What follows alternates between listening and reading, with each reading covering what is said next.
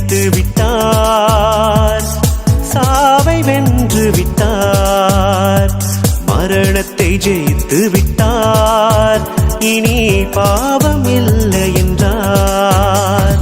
கொண்டாடுவோம், நாம் கொண்டாடுவோம் உயிருடன் எழுந்தவரை. கொண்டாடுவோம், நாம் கொண்டாடுவோம் உயிருடன் எழுந்தவரை. மீட்பர் உயிர்த்து விட்டார், சாவை வென்று விட்டார்.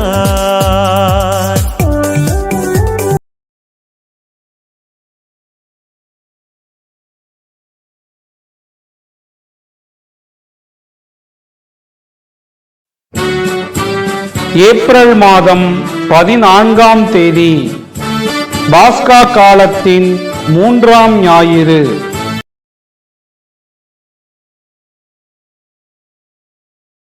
முதல் வாசகம் திருத்தூதர் பணிகள் 3வது அதிகாரம், இறைவசனங்கள் 13 முதல் 15, மேலும் 17 முதல் 19 வரை. பதிலுரை பாடல்.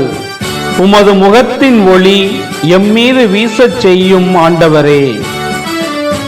இரண்டாம் வாசகம் யோவான் எழுதிய முதல் திருமுகம் 2வது அதிகாரம் 1 முதல் 5 வரை உள்ள இறைவசனங்கள். நற்செய்தி. லூக்கா நற்செய்தி 24வது அதிகாரம் 35 முதல் 48 வரை உள்ள இறைவசனங்கள். அக்காலத்தில் சீடர்கள் வழியில் நிகழ்ந்தவற்றையும் அவர் அப்பத்தை பிட்டுக் கொடுக்கும் போது அவரை கண்டுணர்ந்து கொண்டதையும் அங்கிருந்தவர்களுக்கு எடுத்துரைத்தார்கள்.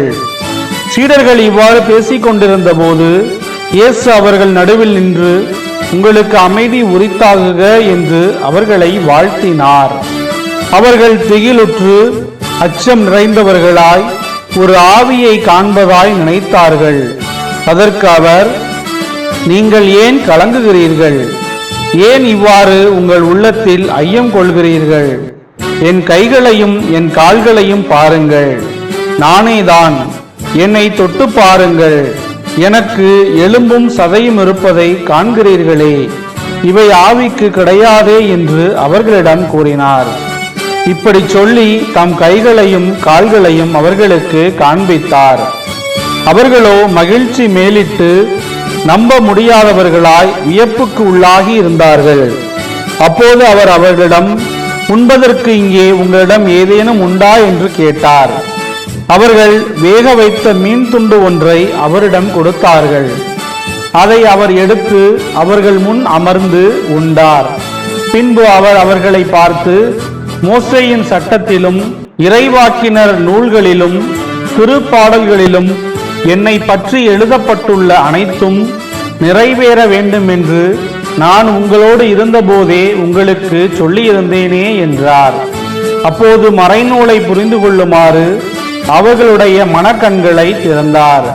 அவர் அவர்களிடம், மெசியா துன்புற்று இறந்து 3ஆம் நாள் உயிர்த்தெழ வேண்டும் என்றும் பாவ மன்னிப்பு பெற மனம் மாறுங்கள் என எருசலேம் தொடங்கி அனைத்து நாடுகளிலும் அவருடைய பெயரால் பறைசாற்றப்பட வேண்டும் என்றும் எழுதியுள்ளது. இவற்றிற்கு நீங்கள் சாட்சிகள் என்றார். பாஸ்கா காலத்தின் 3வது ஞாயிறிலே இருக்கின்றோம். பகிர்வுக்கு உயிர் ஊட்டுவோம். மன்னக வாழ்வு இயேசுவுக்கு ஒரு சவாலான பயணமாக இருந்தது. அதே வேளையில் அச்சவால் அவரது உயிர்ப்புக்கு பின்னும் பின்தொடர்ந்தது. இயேசு தம் உயிர்ப்பை தாம் தேர்ந்த சீடர்களுக்கு புரிய வைக்க பல முயற்சிகளை கையாள வேண்டியிருந்தது. அவற்றுள் ஒன்று அப்ப பகிர்வு. இயேசு தம் சீடர்களோடு இறுதி பாஸ்கா உணவை உண்ணும்போது அப்பத்தை பெற்று எல்லாருக்கும் பகிர்ந்தார். அது வெறுமனே உணர்வு பகிர்வு மட்டுமல்ல, தம் வாழ்வு பகிர்வு.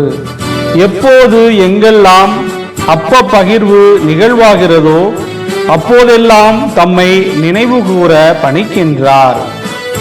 நம்மிடையே நிகழும் ஒவ்வொரு பகிர்வுகளிலும் இயேசு பகிரப்படுகின்றார். இரண்டாவதாக அமைதி பகிர்வு.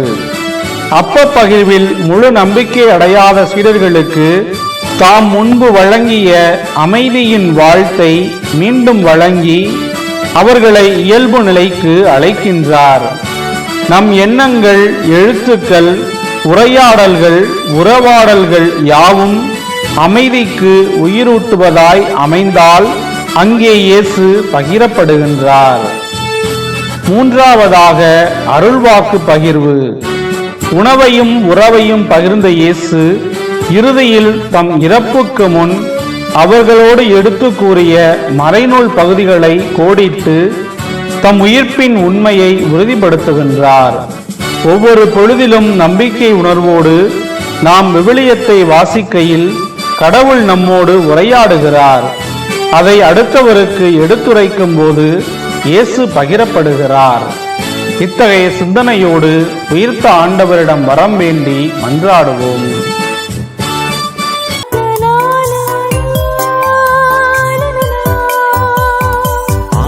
மணி ஒலிக்க இயேசு வந்தார், பாவங்களை விரட்டவே மீட்பர் வந்தார். ஆலய மணி ஒலிக்க இயேசு வந்தார், பாவங்களை விரட்டவே மீட்பர் வந்தார். யூத சிங்கம் நம் தேவன் வந்தார், யூத சிங்கம் நம் தேவன் வந்தார். கவலைகள் அனைத்தையும் நீக்கிவிட்டார். கொண்டாடுவோம், நாம் கொண்டாடுவோம், உயிருடன் எழுந்தவரை